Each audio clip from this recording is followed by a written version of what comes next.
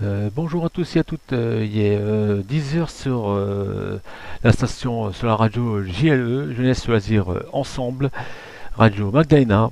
Et puis voilà, donc voilà, je reviens là sur l'antenne pour dire que voilà ce que j'ai fait, ce que j'ai vraiment fait réellement pour les peuples français. Qu'est-ce que j'ai fait? Déjà, j'ai mis une autorisation de soins pour la vie du docteur Raoul, donnant aussi donnant autorisation de faire un électrocardiogramme, un scanner des poumons et aussi le traitement, tout ce qui est hydroxychloroquine et les Zitromax. Donc oui, effectivement, j'ai envoyé ce courrier-là à Monsieur Macron, notre cher président. J'ai envoyé ça le 31 mars 2020. Et oui, c'est une autorisation sur honneur que j'ai faite, comme quoi que je voulais ce traitement du docteur Raoul. Et si c'est m'était refusé ce traitement-là, je déposerai plainte sur l'État. Contre l'État. Si j'ai jamais le Covid-19, je déposerai plainte contre l'État, mais même décédé, ma plainte sera quand même recevable. Et j'ai mis ce courrier-là sur les réseaux sociaux pour justement le partage et puis pour que les gens qui soient. Et j'ai mis l'adresse aussi de l'État. Par contre, ici, effectivement, à ce jour, aujourd'hui, le 2 avril 2020, j'ai fait un courrier au président de la République. Voilà le courrier que j'ai fait et que je dirai sur la chaîne, sur ma radio web, que je dirai sur JLE, tous les jours à la même heure. Voilà le courrier que j'ai fait. Monsieur le Président, je vous fais une lettre que vous lirez peut-être, si vous avez le temps. À vous qui êtes féru de littérature, cette entrée en matière évoque sans doute quelque chose. C'est le début de la chanson de Boris Vian, Le Déserteur, écrit en 1954 entre la guerre d'Indochine et celle d'Algérie. Aujourd'hui, quoi que vous le proclamiez, nous ne sommes pas en guerre.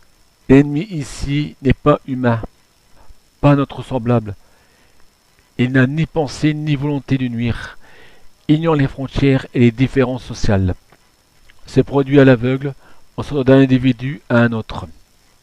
Les armes, puisque vous tenez à ce lexique guerrier, ce sont les lits d'hôpital, les respirateurs, les masques et les tests.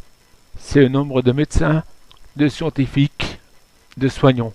Or, depuis que vous dirigez la France, vous êtes resté sourd aux cris d'alarme du monde de la santé. Et ce que vous pouvez lire sur la banderole d'une manif en novembre dernier, l'État compte ses sous, en comptera les morts, résonne tragiquement aujourd'hui.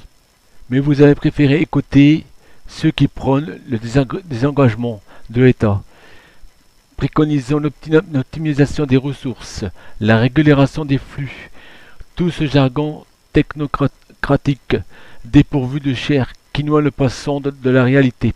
Mais regardez, ce sont les services publics qui en ce moment assurent majoritairement le fonctionnement du pays.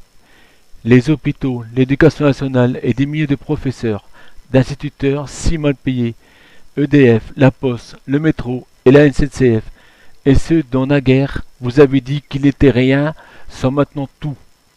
Eux qui continuent de vider les poubelles, de taper les produits en caisse, de livrer les pizzas, de garantir cette vie aussi indispensable que l'intellectuelle, la vie matérielle.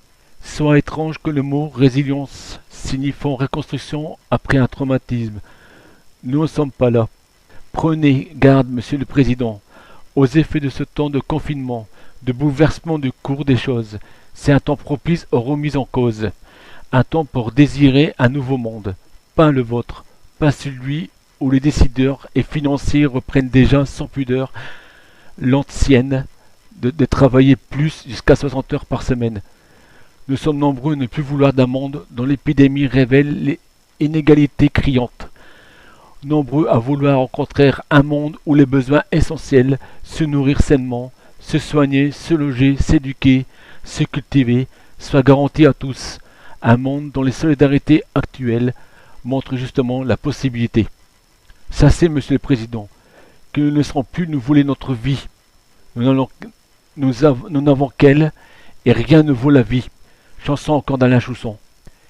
Ni bâillonner durablement nos libertés démocratiques, aujourd'hui restreintes, liberté qui permet à ma lettre, contrairement à celle de Boris Vian, interdite de radio, à être lue ce matin sur les ondes de cette radio. JLE, Magdalena, Marion Okolski.